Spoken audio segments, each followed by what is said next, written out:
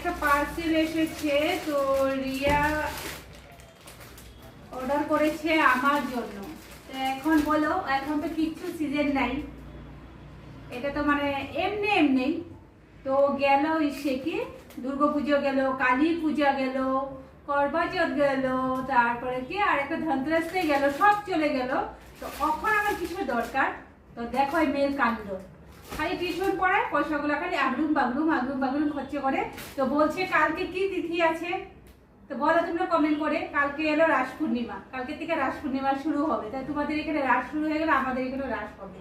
আমাদের এখানে রাস তো ভালো হয় না, তবু হয়। তো চলো কি জিনিস আনতে দেখি, কি করে গো মেয়েটা। কি এটা? খুলে দেখো,